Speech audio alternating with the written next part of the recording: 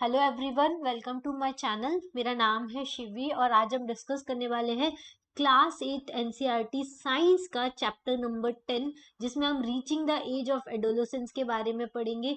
Adolescence क्या होता है, ये कौन सी एज होती है, बॉयज और गर्ल्स में इसकी वजह से क्या चेंजेस आते हैं, कौन कौन से हॉर्मोन्स रिस्पॉन्सिबल होते हैं, इसके वजह से रिप्रोडक्शन में कैसे हेल्प होती है, कैसे सारी जो ये एज होती है जब हम एडल्ट होने वाले होते हैं, अडल्ट और चाइल्ड के बीच की जो एज होती है उसको हम एडोलेसेंस बोलते हैं। ठीक है, तो इसके बारे में हम डिटेल में डिस्कस करेंगे सब कुछ। उसके पहले मैं आपको बता दूं, इसके पहले के ऑलरेडी 9 चैप्टर्स में अपलोड कर चुकी हूँ। उसमें 2 वीडियोस मैंने हर चैप्टर के अपलोड किए, जिसमें हमने समरी वीडियो बनाया अप्रोक्सीमेट 30 मिनट का और एक्सरसाइज वीडियो बनाए हैं अप्रोक्सीमेटली 6 to 7 मिनट का। ठीक है, अगर आपको एक्सरसाइज सॉल्व करनी है तो आप एक्सरसाइज वाला पर्टिकुलर वीडियो देख सकते हैं, अगर आपको समरी करनी है तो आप समरी वाला वीडियो डायरेक्टली देख सकते हैं। इसका लिंक जो है मैं आपको डिस्क्रिप्शन बॉक्स में दे दूंगी, या फिर डायरेक्टली आप मेरे चैनल पे जाकर भी प्लेलिस्ट ढूंढेंगे तो भी मिल जाएगा। मेरे चैनल का नाम है शिवी सिंघल, वहां से आपको डायरेक्टली क्या हो जाएगा,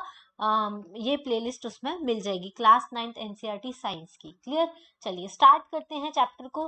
तो सबसे पहले तो कि एनिमल रिप्रोड्यूस कैसे करते हैं। जब वो growing only after growing up to a certain age that human beings and many other animals can reproduce. जब वो एक पर्टिकुलर एज या सर्टेन एज तक पहुंच जाते हैं, जब वो पूरे ग्रो हो जाते हैं, उसके बाद ही ह्यूमन बीइंग्स और एनिमल्स जो होते हैं वो रिप्रोड्यूस कर सकते हैं। ठीक है, ह्यूमन बीइंग्स भी आपने देखा होगा एक सर्टेन एज के बाद ही रिप्रोड्यूस करना स्टार्ट करता है, 18 ईयर्स के बाद, 20 ईयर्स के बाद। तो ये एक सर्टेन एज होती है, उसके बाद ही क्या होता है, ह्यूमन में रिप्रोडक्शन होना स्टार्ट होता है।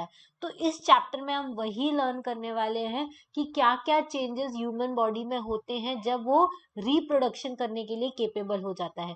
चैप्टर 9 में हमने ऑलरेडी क्या पढ़ा था, ह्यूमन रिप्रोडक्टिव ऑर्गन के बारे में पढ़ा था। मेल रिप्रोडक्टिव ऑर्गन क्या होता है, फीमेल रिप्रोडक्टिव ऑर्गन क्या होता है। और यहाँ हम डिस्कस करने वाले हैं कि क्या हॉर्मोन्स रोल प्ले करेंगे, क्या चेंजेस लेके आएंगे हॉर्मोन्स हमारी बॉडी में चाइल्ड को ग्रो करने के लिए, चाइल्ड से एडल्ट में ग्रो होने के लिए क्या क्या बॉडी में चेंजेस होते हैं, क्या क्या हार्मोनल चेंजेस होते हैं, वो सब हम लोग डिस्कस करेंगे।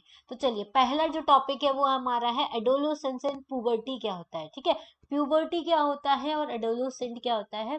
देखो, इसमें एक इंटरेस्टिंग वे में लिखा हुआ है कि बूझो ने अपना 12th बर्थडे सेलिब्रेट किया। उसके फ्रेंड्स जब घर से बाहर गए, बूझो और पहेली जो है वो आपस में बातें करने लग गए अपने पेरेंट्स के साथ। पहेली पहेली जो है वो ऑल गर्ल्स स्कूल में पढ़ती थी, इस वजह से वो हंसने लग गई कि बहुत सारे जो बूझो के स्कूल फ्रेंड्स हैं, वो जो से 1 साल बाद मिले, उनकी हाइट काफी बढ़ गई है और वो बहुत फनी लग रहे हैं, क्योंकि उनके लिप्स के ऊपर हेरी लाइंस आ गई है, मतलब मुस्टॉश जो होती है वो ग्रो करने लग गई है। उसकी मदर ने बताया, नहीं हंसने वाली कोई बात नहीं है, वो बॉयज जो हैं वो ग्रोन अप हो रहे हैं, मतलब अब उनकी ग्रोथ होना स्टार्ट हुई है। ठीक है, ग्रोथ तो हम जिस दिन पैदा होते हैं, इवन हम ऐसा बोल सकते हैं जिस दिन से हमारा ह्यूमन बॉडी में, फीमेल बॉडी में जिस दिन से एग फर्टिलाइज होता है, उसी दिन से ग्रोथ होना स्टार्ट हो जाती है, डे 1 से ग्रोथ होती है। लेकिन हम जब 10th ईयर और 11th ईयर के हो जाते हैं, मतलब जब हम 10 की एज को क्रॉस करते हैं, तो सडन स्पर्ट हमको देखने को मिलता है ग्रोथ में।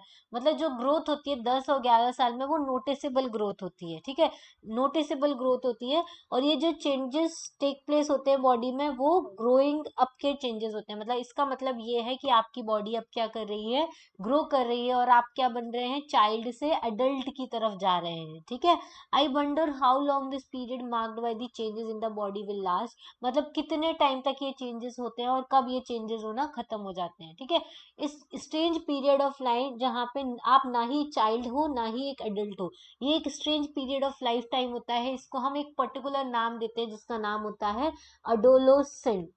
क्या होता है, अडोलोसेंस। ग्रोइंग अप तो एक नेचुरल प्रोसेस होती है, जब हमारी बॉडी जो है वो बहुत सारे चेंजेस लेकर आती है, तो उसमें क्या होता है, रिप्रोडक्टिव मेच्योरिटी की तरफ बढ़ती है। रिप्रोडक्शन हमारी बॉडी में का जो सिस्टम होता है वो मेच्योर होने लगता है। इसी एज को हम क्या बोलते हैं, एडोलोसेंस बोलते हैं।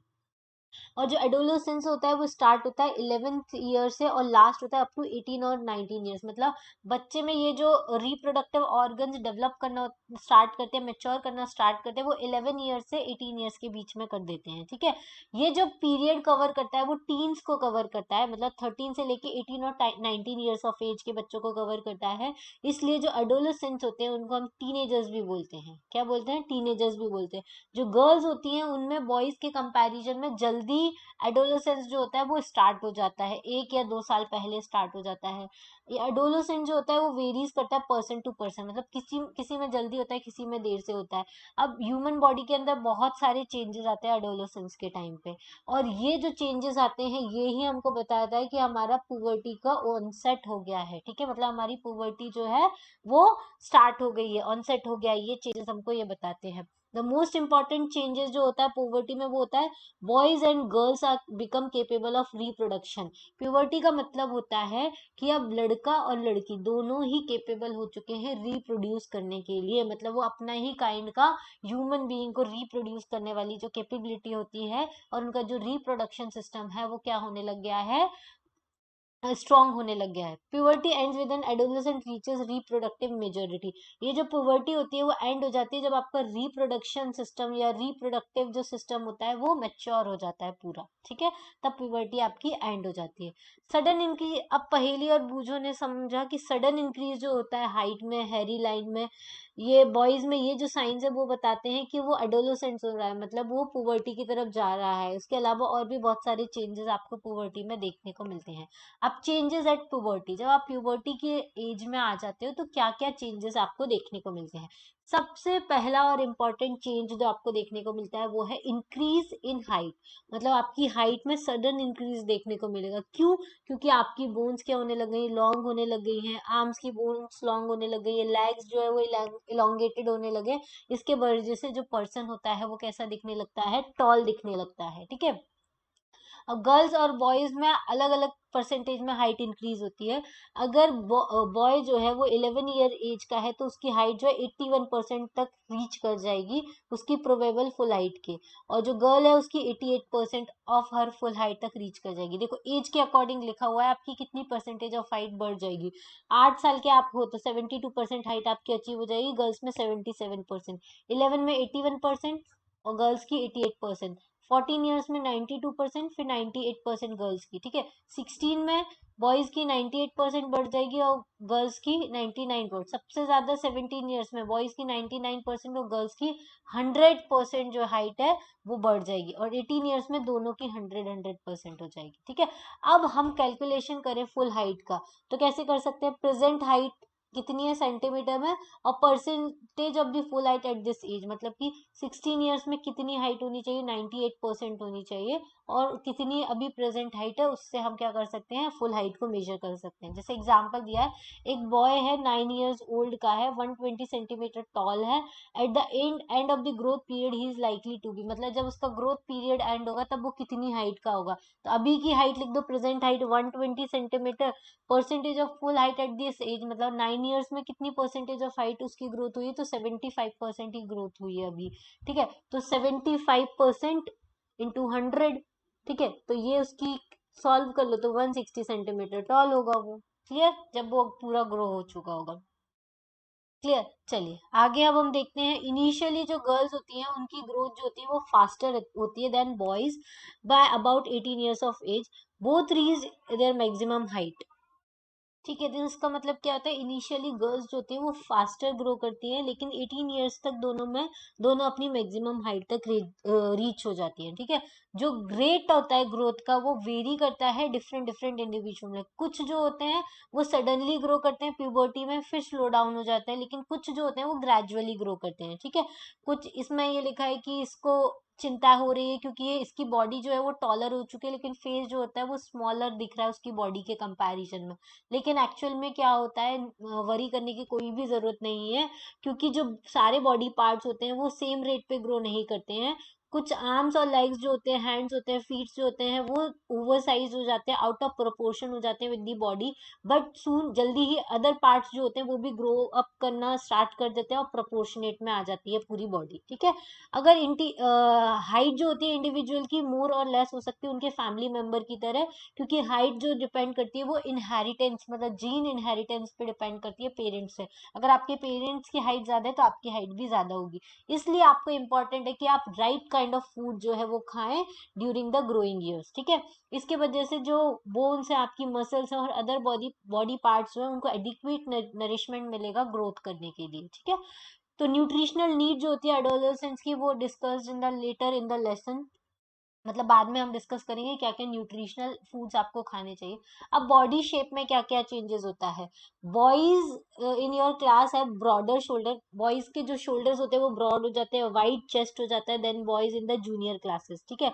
This is because they have entered the age of puberty when the shoulders generally broaden as a result of the growth.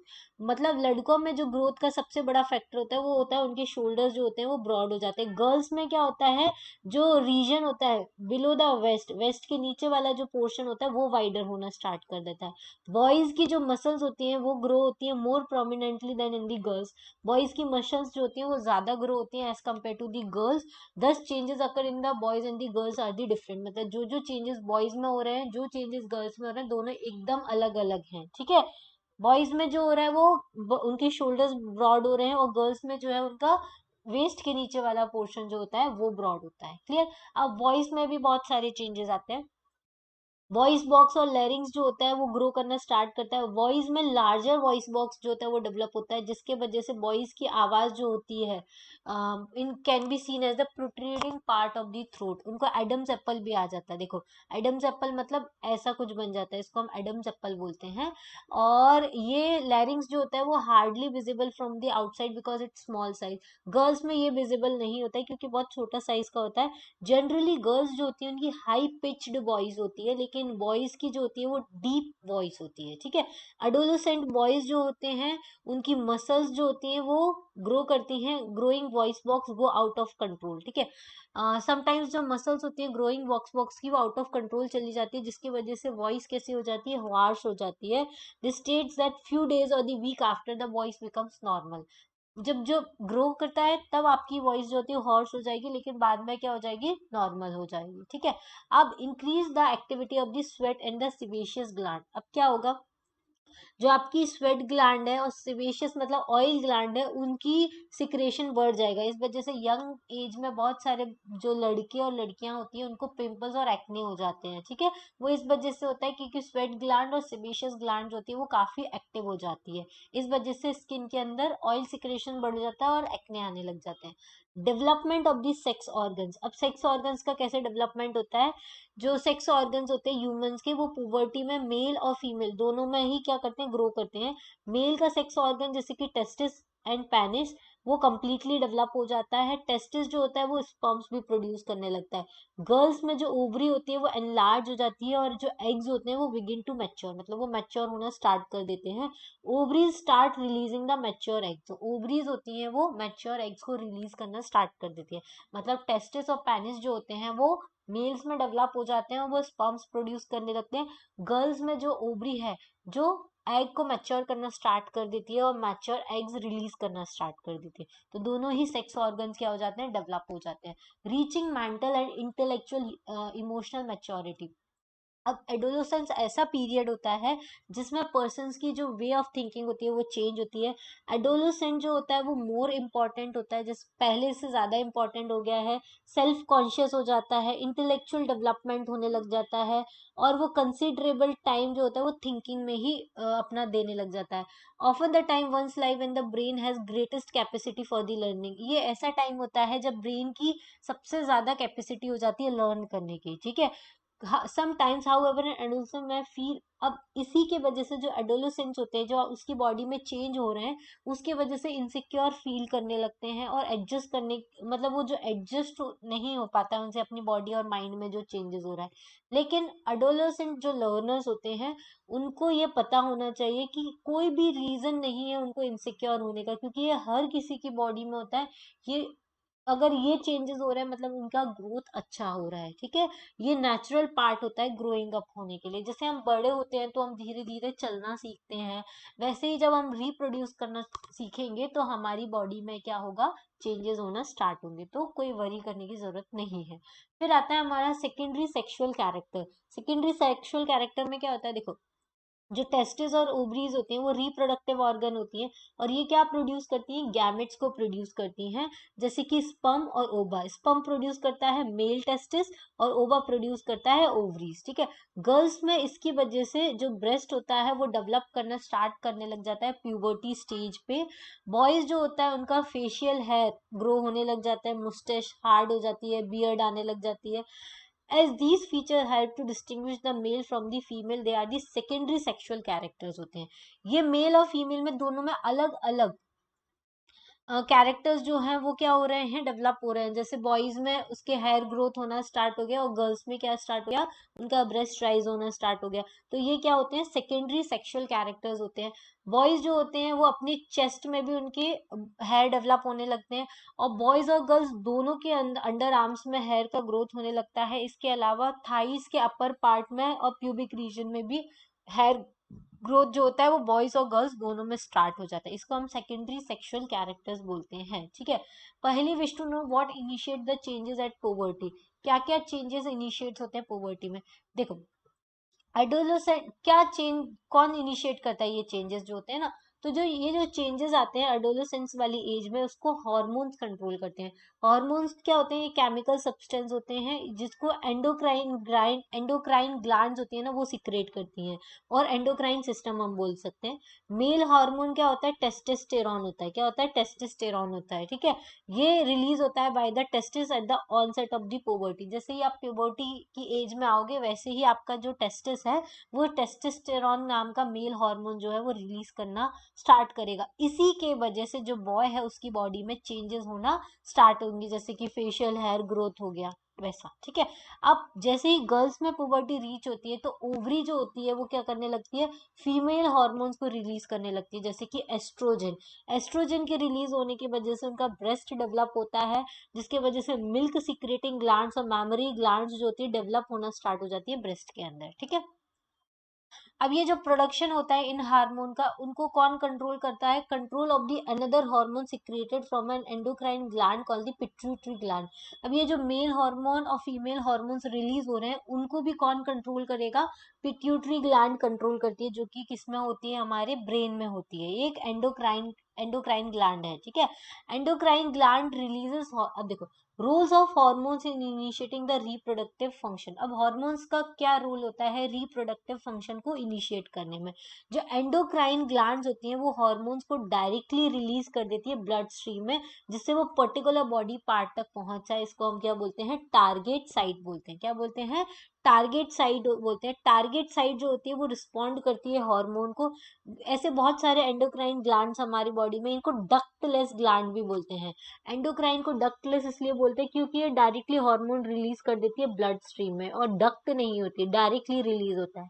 और जहां से डक्ट के थ्रू अगर कोई हार्मोन रिलीज होता है, डक्ट के थ्रू पास होता है, तो हम उसको एक्सोक्राइन ग्लैंड बोलते हैं, ठीक है। ये एंडोक्राइन ग्लैंड है, ये डक्टलेस ग्लैंड होती है हमारी बॉडी में, ठीक है। कौन कौन सी होती है, देखो टेस्टिस और ओवरीज जो होती हैं वो सेक्स हार्मोन रिलीज करती हैं। You have just learn that the hormones are responsible for male and female secondary sexual character. हमने देखा कि ये जो हार्मोन्स होते हैं उसी की वजह से मेल और फीमेल सेकेंडरी सेक्सुअल कैरेक्टर्स आते हैं, जैसे कि ब्रेस्ट का बढ़ना और फीमेल मेल के फेस पे हेयर का ग्रोथ होना, ठीक है। अब ये जो सेक्स हार्मोन्स होती हैं वो उसको कौन कंट्रोल करता है, पिट्यूटरी ग्लैंड कंट्रोल करती है। पिट्यूटरी जो ग्लैंड होती है वो क्या करती है, बहुत सारे हार्मोन्स को सिक्रेट करती है, जिसके वजह से एक ऐसा हार्मोन भी वो सिक्रेट करती है जिसकी वजह से ओवा मैच्योर हो जाता है ओवरी में, और स्पर्म्स जो होते हैं वो टेस्टिस में फॉर्म होते हैं। तो ये सब काम जो होती है वो कौन करता है, पिट्यूटरी ग्लैंड करती है। देखो hormones from the pituitary stimulates the testis and the ovaries to release the testosterone in the male and estrogen in the female. Pituitary gland की वजह से टेस्टिस और ओवरी, टेस्टिस क्या रिलीज करेगी, टेस्टोस्टेरोन रिलीज करेगी, और ओवरी क्या release करेगी, एस्ट्रोजन रिलीज करेगी, ठीक है। और ये जो रिलीज होगी वो ब्लड स्ट्रीम में रिलीज करती हैं, और ये टारगेट साइट मतलब जिस पार्ट में पहुंचना चाहिए बॉडी के वहां पर पहुंच जाती है, और स्टिमुलेट करती है changes in the body at the onset of the puberty. जैसे ये हार्मोन रिलीज होता है वैसे ही हमारी पुबर्टी स्टार्ट हो जाती है। अब पहेली और बूझों को तो ये समझ में आ गया कि beginning of the reproductive period when one becomes capable of reproduction, मतलब जब हमारा रिप्रोडक्टिव पीरियड की स्टार्टिंग होती है तब हम क्या करते हैं, केपेबल हो जाते हैं रिप्रोडक्शन करने के लिए। लेकिन वो ये जानना चाहते हैं अब कि रिप्रोडक्टिव लाइफ कैसे होती है, कब स्टार्ट होती है, कब तक कंटिन्यू रहती है, और कब एंड होती है, ठीक है। तो ये सब कुछ अब हम देखेंगे, reproductive phase life of life in the humans, क्या फेज रहता है रिप्रोडक्टिव ऑर्गन का, कब स्टार्ट होता है और कब खत्म होता है, ठीक है। ठीक है, तो जो कैपेसिटी होती है मैच्योरेशन की and production of the gametes last for a much longer time in males than in the females, मतलब ये जो प्रोडक्शन होता है गैमेट्स का, मैच्योरेशन होता है वो फीमेल में कम होता है, मेल्स में ज्यादा होता है। मेल्स जो होते हैं वो लॉन्गर टाइम तक अपने गैमेट्स को प्रोड्यूस करते रहते हैं, मतलब स्पर्म्स को प्रोड्यूस करते रहते हैं, लेकिन फीमेल जो होती है वो एक एज के बाद गैमेट्स का प्रोडक्शन बंद कर देती है। फीमेल में जो रिप्रोडक्टिव फेज स्टार्ट होता है वो 10 to 12 ईयर्स ऑफ एज से स्टार्ट होता है, और जनरली 45 से 50 ईयर्स तक चला जाता है, ठीक है। मतलब 10 से 50 साल के बीच में वो क्या कर सकती है, सब एग रिलीज करती हैं, ठीक है। Ova begins to mature with the onset of the puberty, जो ओवा होता है मतलब एग जो मैच्योर होगा वो सिर्फ पोवर्टी के ऑनसेट होने के बाद ही रिलीज होना स्टार्ट करेगा। एक बार जब ओवम मैच्योर हो जाता है तो ये रिलीज कर देता है, रिलीज होता है वन ऑफ द ओवरीज। देखो ह्यूमन फीमेल रिप्रोडक्टिव सिस्टम में दो ओवरीज होती हैं, ठीक है, एक इधर साइड होती है एक इधर साइड होती है। इनमें से हर एक ओवरी जो होती है वो हर 28 से 30 डेज के बीच में एक एग रिलीज करती है। ये इसने अभी किया तो सेकेंड वाले में ये करेगी, ठीक है, ऐसे रिलीज होता है। During this period the walls of the uterus become, जब ये यहाँ पे एग मैच्योर होकर रिलीज होता है उसके पहले ये जो यूट्रस की वॉल होती है वो थिक होती है और मैच्योर होती है, और वहीं पे जाके क्या होता है, एग रिसीव होता है। इन केस अगर फर्टिलाइजेशन होता है तो ये क्या होता है, इसी यहाँ इसी वॉल पे डेवलप करना स्टार्ट कर देता है, और उसी को हम क्या बोलते हैं, प्रेगनेंसी बोलते हैं। अगर फर्टिलाइजेशन नहीं होता है तो जो रिलीज्ड एग होता है और थिकन लाइन होती है यूट्रस की, वो ब्लड वेसल्स के फॉर्म में शेड ऑफ हो जाती है, उसको हम क्या बोलते हैं, मेंस्ट्रुएशन बोलते हैं, जिसके वजह से वुमेन को ब्लीडिंग होती है हर 28 से 30 डेज के बीच में। तो मेंस्ट्रुएशन कब अकर होता है, 28 से 30 डेज के बीच में अकर होता है। फर्स्ट मेंस्ट्रुअल फ्लो जो होता है वो पुबर्टी के टाइम पे ही स्टार्ट होता है, जिसको हम बोलते हैं मेनआर्क, क्या बोलते हैं, मेनआर्क बोलते हैं। और 45 से 50 ईयर्स की एज में मेंस्ट्रुअल साइकिल जो होती है आपकी स्टॉप हो जाती है, और जो स्टॉपेज होता है मेंस्ट्रुएशन का उसको हम मेनोपॉज बोलते हैं, क्या बोलते हैं, मेनोपॉज बोलते हैं। इनिशियली जो मेंस्ट्रुअल साइकिल बिगिन होती है वो इरेगुलरली होती है, लेकिन कुछ टाइम बाद ये अपने आप ही रेगुलर हो जाती है, ठीक है। तो मतलब वुमेन का जो रिप्रोडक्टिव लाइफ होता है वो मेनार्क से लेके मेनोपॉज तक होता है, मतलब 10 to 50 ईयर्स तक का ही होता है। क्लियर। चलिए नेक्स्ट है, अब हमारा मेंस्ट्रुअल साइकिल को कौन कंट्रोल करता है, हार्मोन्स कंट्रोल करते हैं। ये जो साइकिल होती है इसमें मैच्योरेशन ऑफ एग होता है, उसके बाद रिलीज होता है, थिकनिंग ऑफ यूट्राइन वॉल्स जो होती है वो थिकन होती है, और अगर प्रेगनेंसी नहीं अचीव हुई है तो वो ब्रेक डाउन हो जाती है, जिसके वजह से मेंस्ट्रुएशन स्टार्ट हो जाता है। इन केस अगर एग हमारा फर्टिलाइज हो जाता है तो वो क्या करने लगता है, डिवाइड करना स्टार्ट कर देता है, और वो यूट्रस वॉल पे एम्बेडेड हो जाता है, और वहां पे डेवलपमेंट होना स्टार्ट हो जाता है, और वो किस में कन्वर्ट हो जाता है, एक मेच्योर बेबी में कन्वर्ट हो जाता है, ठीक है। How is the sex of the baby determined, कैसे आप सेक्स डिटरमाइन करते हैं किसी बेबी का कि वो बॉय है या गर्ल है, ठीक है। तो जो फर्टिलाइज्ड एग और जाइगोट जो है वो डिटरमाइन करता है sex of the baby. This instruction is present in the thread like structure called the chromosome. ये जो मतलब सेक्स डिसाइड करने का मेल है या फीमेल है, ये जो इंस्ट्रक्शन होता है वो एक थ्रेड लाइक स्ट्रक्चर होता है, क्रोमोसोम उसमें प्रेजेंट होता है वो फर्टिलाइज्ड एग में। देखो क्रोमोसोम जो होता है वो एक इनहेरिटेंस कैरेक्टर भी प्लेस करता है। क्रोमोसोम जो होता है वो हर सेल के न्यूक्लियस में प्रेजेंट होता है, ये हमने सेल वाले चैप्टर में पढ़ा था। अब ये जो फर्टिलाइज्ड एग है वो भी एक सेल है, और उसके अंदर जो क्रोमोसोम होंगे वो डिसाइड करेंगे कि क्या सेक्स हो सकता है जो न्यू बॉर्न बेबी होगा उसका। अब हर ह्यूमन बीइंग्स के अंदर 23 पेयर्स ऑफ क्रोमोसोम्स होते हैं in the nuclei of their cell. मतलब एक सेल के अंदर कितने टाइप के क्रोमोसोम्स होते हैं? 23 पेयर ऑफ क्रोमोसोम्स होते हैं। 2 chromosome out of these are the sex chromosome. उसमें से 2 क्रोमोसोम जो होते हैं वो क्या होते हैं? सेक्स क्रोमोसोम होते हैं, जिसका नाम होता है एक्स और वाई क्रोमोसोम। फीमेल के अंदर 2 एक्स क्रोमोसोम होते हैं, जबकि मेल के अंदर 1 एक्स एंड 1 वाई क्रोमोसोम होता है। ठीक है, देखो कैसे 23 पेयर हो गए, इसमें से एक्स एक्स होता है फीमेल में और एक्स वाई होता है मेल में। ये 1 सेट ऑफ क्रोमोसोम है, मतलब ये जो एक पेयर है, मतलब 22 पेयर दूसरे हो गए, और 23rd पेयर जो होता है वो हमारा सेक्स क्रोमोसोम होता है। तो फीमेल में क्या होते हैं? दोनों एक्स एक्स क्रोमोसोम होते हैं, जबकि मेल में एक्स क्रोमोसोम भी हो सकता है, वाई क्रोमोसोम भी हो सकता है। ठीक है, अब the gametes egg and sperm have only 1 set of chromosome, एक ही 1 सेट ऑफ क्रोमोसोम होता है। The unfertilised egg always have 1 x chromosome. Unfertilised egg जो होता है उसके पास एक ही एक्स क्रोमोसोम होता है, but the sperms are of 2 kind. जो एग होता है ना उसके पास एक ही क्रोमोसोम होता है, दैट इज एक्स क्रोमोसोम। जबकि स्पर्म जो होता है उसके पास दो तरह का हो सकता है, या तो एक्स क्रोमोसोम हो उसके पास, या वाई क्रोमोसोम हो। ठीक है, तो जब स्पर्म एक्स क्रोमोसोम होता है और वो एग के साथ फर्टाइल होता है, तो 2 एक्स क्रोमोसोम डेवलप कर देता है into female child, develop into the female child. देखो ये वाला डायग्राम देखो, इसमें ये जो है ये ओवा है, दोनों एक्स ही होंगे इसमें, तो एक्स ही होंगे। अगर इसके साथ वाई वाला जो स्पर्म है वो फर्टिलाइज होता है तो क्या बनाएगा? बॉय बनाएगा, एक्स वाई।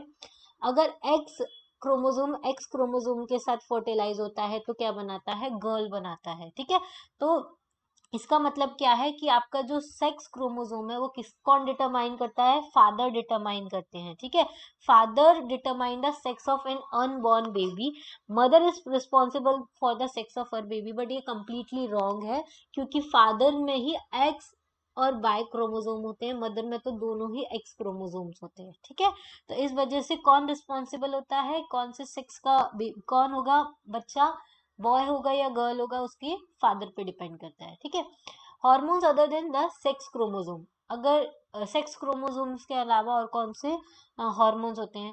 हॉर्मोन्स जो होते हैं वो उसको पिट्यूटरी स्टिमुलेट करती है। पिट्यूटरी ग्लैंड जो होती है वो स्टिमुलेट करती है टेस्टिस को और ओवरीज को, जिसके वो हॉर्मोन्स प्रोड्यूस कर पाए। हमने लर्न किया था कि पिट्यूटरी ग्लैंड जो है वो एक एंडोक्राइन ग्लैंड है, और ये किससे अटैच्ड है? ब्रेन से डायरेक्टली अटैच्ड है। Pituitary gland testis and ovary के अलावा और भी एंडोक्राइन ग्लैंड्स हमारी बॉडी में प्रेजेंट होती है, जैसे कि थायराइड ग्लैंड, पेनक्रियाज और एडर्नल ग्लैंड। देखो कहाँ पर है ये, देखो पिट्यूटरी ग्लैंड जो है वो ब्रेन में होती है, थायराइड ग्लैंड जो होती है वो हमारी नेक में होती है, एडर्नल ग्लैंड जो होती है वो किडनी पर होती है, पेनक्रियाज ग्लैंड जो होती है वो स्टमक के नीचे होती है, डाइजेस्टिव सिस्टम में होती है।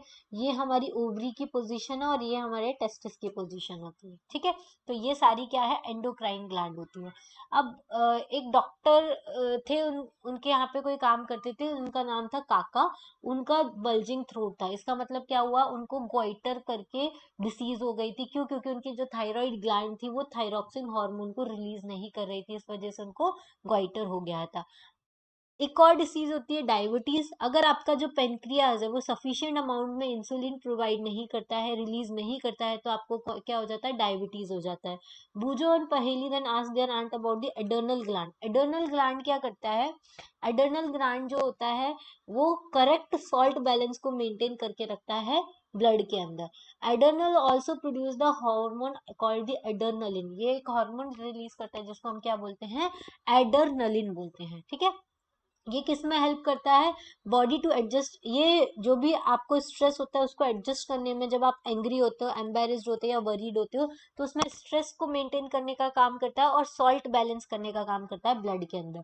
थायरॉन और एडर्नल दोनों, एडर्नल्स ये दोनों ही क्या करते हैं? हॉर्मोन्स को सिक्रीट करते हैं, जब ऑर्डर मिलता है किससे? पिट्यूटरी ग्लैंड से। जब पिट्यूटरी इनको ऑर्डर देगी तभी थायरोक्सिन और एडर्नलिन जो है वो रिलीज होंगे, अदरवाइज नहीं होंगे। पिट्यूटरी ग्लैंड जो है वो ग्रोथ हार्मोन्स को भी सिक्रेट करती है, जिसके वजह से नॉर्मल ग्रोथ आपको पर्सन के अंदर देखने को मिलती है। ठीक है, have there any role to play in the reproduction? Are there hormones other in other animals also? मतलब ये जो हार्मोन्स होते हैं वो अदर एनिमल्स में भी होते हैं कि नहीं होते हैं? देखो the role of the hormones in completing the life history of the insects on the frog, सब में ही रिप्रोडक्शन हॉर्मोन्स होते हैं, जो ग्रोथ हॉर्मोन्स होते हैं उन्हीं के वजह से ग्रोथ होती है। जो सिल्क मोथ और फ्रॉग होता है, कैटरपिलर जो होता है वो वेरियस स्टेजेस से पास होता है और मोथ बनता है, इसको हम सिल्क मोथ बोलते हैं। सिमिलरली जो टेडपोल होता है वो भी सर्टेन स्टेजेस से पास होके क्या बनता है, फ्रॉग बनता है, ठीक है। तो इन सब में ही हॉर्मोन्स रिलीज होता है। जैसे जो चेंज होता है लार्वा से एडल्ट, क्योंकि बहुत ज्यादा ट्रांजिशनल चेंज आपको देखने को मिलता है, इसको हम मेटामॉर्फोसिस बोलते हैं। मेटामॉर्फोसिस में क्या होता है, एक इंसेक्ट जो होता है वो क्या, किसके द्वारा कंट्रोल किया जाता है, इंसेक्ट हार्मोन की तरह कंट्रोल किया जाता है। और फ्रॉग जो होता है उसको कौन कंट्रोल करता है, थायरॉक्सिन हार्मोन कंट्रोल करता है। ये हार्मोन जो होता है वो थायराइड के थ्रू प्रोड्यूस किया जाता है। Thyroxine production requires the presence of iodine in water, क्योंकि फ्रॉग जो होता है वो कहाँ पे मैच्योर होता है, वाटर में ही मैच्योर होता है। तो थायरॉक्सिन हार्मोन के लिए उसको क्या चाहिए, वाटर में आयोडीन का प्रेजेंट होना जरूरी होता है। अगर टेडपोल जो है, अगर वाटर में आयोडीन प्रेजेंट नहीं होगा तो जो टेडपोल है वो फ्रॉग में कभी भी डेवलप नहीं हो पाएगा, वो कभी भी अडल्ट नहीं बन पाएगा। इस वजह से पानी में आयोडीन का होना जरूरी है। If people do not have enough iodine in their diet, will they get goitre because lack of the thyroxine. Obviously अगर आपके आयोडीन, इसलिए हम आयोडाइज्ड सॉल्ट खाते हैं, टाटा का आयोडाइज्ड सॉल्ट आता है और बहुत सारी कंपनीज का आता है। आयोडीन की कमी होगी तो आपको आपका थायरॉक्सिन हार्मोन्स रिलीज होना कम हो जाएगा, जिसकी वजह से आपको थायराइड हो जाएगा, ठीक है। देन रिप्रोडक्टिव हेल्थ, देखो इसमें क्या होता है, फिजिकल और mental being well being of an individual is regarded as the individual's health. आपका फिजिकल और मेंटल लेवल दोनों अच्छा होना चाहिए, उसी को हम क्या बोलते हैं, इंडिविजुअल हेल्थ बोलते हैं। बॉडी को हेल्दी रखने के लिए हर ह्यूमन बीइंग को एट एनी बैलेंस डाइट की जरूरत होती है, at any stage of the life, मतलब आपको हर एज में एक बैलेंस डाइट की जरूरत होती है। पर्सनल हाइजीन रखने की जरूरत होती है और एडिक्वेट फिजिकल एक्सरसाइज करने की जरूरत होती है। एडोलेसेंट के टाइम पे आपको ज्यादा एसेंशियल होता है, क्योंकि बॉडी जो होती है वो आपकी ग्रो करती है। न्यूट्रिशनल नीड क्या होता है एडोलेसेंट की, ये एक रैपिड ग्रोथ और डेवलपमेंट वाला टाइम होता है, इसलिए आपको एडोलेसेंट्स को केयरफुली प्लान्ड डाइट लेनी चाहिए, बैलेंस्ड डाइट लेनी चाहिए, ठीक है। इसमें क्या होता है, जो मील आपका होता है उसमें प्रोटीन होना चाहिए, कार्बोहाइड्रेट्स होना चाहिए, फैट्स होने चाहिए, विटामिन होने चाहिए, और वो रिक्वायर्ड प्रोपोर्शन में होने चाहिए। हमारा जो इंडियन मील होता है, जैसे कि रोटी, राइस, दाल पल्सेस एंड वेजिटेबल्स, ये सब एक बैलेंस्ड मील है। मिल्क अपने आप में एक बैलेंस्ड फूड होता है। फ्रूट्स जो होते हैं वो हमको नरिशमेंट प्रोवाइड करते हैं। इन्फेंट्स के लिए मदर मिल्क जो होता है वो उनको नरिशमेंट प्रोवाइड करता है। आयरन जो होता है वो आपकी बॉडी में ब्लड बनाने का काम करता है, क्योंकि आयरन रिच फूड जो होता है, जैसे कि लीफी वेजिटेबल्स हो गए, जैगरी हो गया, मीट हो गया, सिट्रस हो गया, इंडियन गूसबेरी हो गया, ये सब अच्छे होते हैं एडोलोसेंट्स के लिए। Check items for the lunch and the dinner in your meal. अब लंच और डिनर में आपको क्या क्या खाना चाहिए, मील आपका बैलेंस्ड और न्यूट्रिशियस हो। इसमें आपको सीरियल्स होने चाहिए, एनर्जी जो आपको एनर्जी देगा, मिल्क होना चाहिए, मीट होना चाहिए, नट्स होने चाहिए, पल्सेस होने चाहिए, जो आपको प्रोटीन प्रोवाइड करेगा ग्रोथ के लिए। और इसके अलावा इसमें fat, sugar, they give energy. देखो हाँ, थोड़ा बहुत फैट होना चाहिए, ज्यादा नहीं, आपको एनर्जी प्रोवाइड करेगा। कार्बोहाइड्रेट आपको required amount of energy provide करता है। फ्रूट्स और वेजिटेबल जो होते हैं वो प्रोटेक्टिव फूड्स होते हैं, ठीक है। चिप्स, पैकेज्ड फूड जो होते हैं, टिन स्नैक्स वो जो होते हैं वो टेस्टी होते हैं, लेकिन वो उतने न्यूट्रिशियस नहीं होते हैं, उनमें एडिक्वेट न्यूट्रिशन नहीं होता है, ठीक है। पर्सनल हाइजीन आपको जरूर रखना चाहिए, आपको दिन में एक बार नहाना चाहिए। टीनेजर्स जो होते हैं उनकी एक्टिविटीज, उनको तो बहुत स्वेटिंग होती है, इसके वजह से कुछ बॉडी स्मेली हो जाती है उनकी, इस वजह से उनको तो हर मतलब डेली नहाना ही चाहिए, और जो उनके all parts of the body होते हैं उनको वॉश करना चाहिए और क्लीन करना चाहिए हर दिन। If cleanliness is not maintain, अगर आपने सफाई नहीं की ज्यादा तो उसको बैक्टीरियल इन्फेक्शन होने के चांसेस बहुत ज्यादा रहते हैं। गर्ल को स्पेशल केयर और क्लीनलीनेस का ध्यान रखना चाहिए मेंस्ट्रुअल फ्लो के टाइम पे। आपको अपना ट्रैक जो है मेंस्ट्रुअल साइकिल के टाइम पे वो क्लीन रखना चाहिए, और आपको सैनिटरी नैपकिन और क्लीन होममेड पैड्स यूज करना चाहिए, और आपको पैड्स जो है 4 to 5 आवर्स में एक बार जरूर चेंज कर लेना चाहिए, ठीक है। अगर आप उसको रेगुलर चेंज करेंगे तो स्मेली भी नहीं होगा, प्लस उसके वजह से बैक्टीरियल इन्फेक्शन भी नहीं होगा। फिजिकल एक्सरसाइज जैसे walking, playing in the fresh air, इसके वजह से आपकी बॉडी फिट रहती है और हेल्दी रहती है। यंग बॉयज और गर्ल्स दोनों को वॉक करना चाहिए, एक्सरसाइज करना चाहिए और फिर आउटडोर गेम्स भी खेलने चाहिए। मिथ एंड टैबूज कौन कौन से होते हैं जो नहीं करने चाहिए, जैसे कि a girl become pregnant if she look at the boys during menstruation, अगर उसका मेंस्ट्रुएशन आ रहा है और वो लड़के की तरफ देख लेते हैं तो वो प्रेग्नेंट हो जाते हैं, ये एक मिथ है, टैबू है, ठीक है। Mother is responsible for the sex of her child, mother की वजह से नहीं होता है, फादर रिस्पॉन्सिबल होता है, क्योंकि फादर में ही एक्स और वाई क्रोमोसोम होता है। एक्चुअली रिस्पॉन्सिबल तो कोई भी नहीं होता है, फादर को भी नहीं पता होता है कि उसका एक्स क्रोमोसोम रिलीज हो रहा है या वाई क्रोमोसोम, लेकिन मदर तो कहीं से भी रिस्पॉन्सिबल नहीं होती क्योंकि उसके पास तो दोनों ही एक्स क्रोमोसोम्स होते हैं, ठीक है। Girl should not be allowed to work in the kitchen during the menstruation, ये सबसे बड़ा टैबू है जो आज भी फॉलो किया जाता है बहुत सारी जगह पर। गर्ल्स को अलाउ नहीं किया जाता किचन में काम करने के लिए, चीजों को छूने के लिए मेंस्ट्रुएशन के टाइम पे। ये सबसे बड़ा और सबसे गलत मिथ और टैबू है, इसको डिस्कार्ड कर देना चाहिए, ठीक है। चलिए नेक्स्ट है से नो टू दी ड्रग। अब एडोलेसेंट का जो पीरियड होता है जिसमें बॉडी और माइंड दोनों जो है वो ग्रो होते हैं, तो लोग बहुत कंफ्यूज और इनसिक्योर होते हैं, तो लोग क्या करते हैं उनको ड्रग सजेशन दे देते हैं कि आप ये ड्रग ले लो तो आपको ऐसा अनकंफर्टेबल फील नहीं होगा, लेकिन ऐसा नहीं करना है। आपको कोई भी ड्रग नहीं लेना है जब तक कि आपको डॉक्टर ने प्रोवाइड नहीं किया है, क्योंकि ड्रग्स जो होते हैं वो एडिक्टिव होते हैं और उसके वजह से आपकी बॉडी को हार्म कर सकते हैं लॉन्ग रन में, ठीक है। आपकी हेल्थ को खराब कर सकते हैं, आपकी हैप्पीनेस को खराब कर सकते हैं। आपने एड्स के बारे में सर्च सुना होगा, ये एक डेंजरस वायरस होता है, HIV उसकी वजह से होता है। वायरस जो होता है वो नॉर्मल पर्सन से infected person pass on to a normal person में पास हो सकता है इन्फेक्टेड पर्सन से by sharing the syringes and infecting drugs, injecting drugs, अगर ड्रग्स को इंजेक्ट करें या सिरिंज लगाएं तो उसकी वजह से क्या हो सकता है, HIV एड्स हो सकता है। ये और किससे ट्रांसमिट हो सकता है, इन्फेंट्स को भी ट्रांसमिट हो सकता है, अगर उसकी मदर को इन्फेक्शन है HIV एड्स का तो मिल्क के थ्रू मदर से इन्फेंट्स में भी ट्रांसमिशन हो सकता है। और ये सेक्सुअल कॉन्टेक्ट की वजह से भी ट्रांसमिट होता है, इसी को हम क्या बोलते हैं, HIV पॉजिटिव बोलते हैं। जब किसी को भी HIV वायरस उसकी बॉडी में मिलता है उसको HIV पॉजिटिव बोलते हैं। तो 3-4 चीजों से हो सकता है, सिरिंज और इंजेक्टिंग ड्रग से भी हो सकता है, मदर से इन्फेंट को भी हो सकता है, और सेक्सुअल कांटेक्ट जिसके साथ हम HIV पॉजिटिव के साथ अगर आप सेक्सुअल कांटेक्ट में आते हैं तो आपको भी HIV पॉजिटिव हो सकता है, ठीक है। तो ये सब चीजों को ध्यान रखना है। एडोलेसेंट प्रेगनेंसी क्या होती है, देखो हमारे यहाँ पे जो लीगल एज है मैरिज की वो 18 ईयर्स है और बॉयज की 21 ईयर है। अभी गर्ल्स की वापस से 21 ईयर्स करने का सोच रहे हैं, तो ये भी हो सकता है, ठीक है। और बॉयज की तो 21 ईयर्स है, क्यों, क्योंकि इस टाइम ही उनका रिप्रोडक्शन लेवल जो होता है, रिप्रोडक्शन जो होता है वो मेच्योर स्टेज में आ जाता है। टीनेजर वाली जो एज होती है वो खत्म हो जाती है, मदर बनने के लिए वो मेंटली और फिजिकल प्रिपेयर हो जाती है। अर्ली मैरिज को इस वजह से, पहले जो चाइल्ड मैरिज होती थी उसमें बहुत सारी हेल्थ प्रॉब्लम होती थी मदर और चाइल्ड को, क्योंकि उनकी जो पुवर्टी वाली एज थी वो पूरी तरीके से मैच्योर नहीं होती है, ठीक है।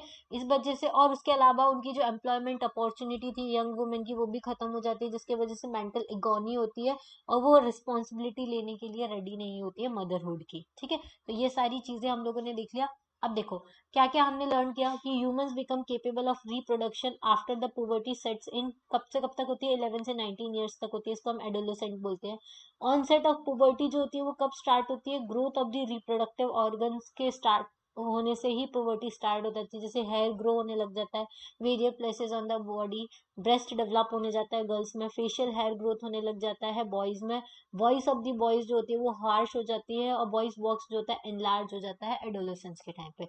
चिल्ड्रन जो होता है वो, उनकी हाइट जो इंक्रीज होने लग जाती है। Onset of puberty and maturity of the reproductive parts are controlled by the hormones, ये जो ऑनसेट होती है और मेच्योरिटी होती है ये कौन कंट्रोल करता है, हार्मोन्स कंट्रोल करते हैं।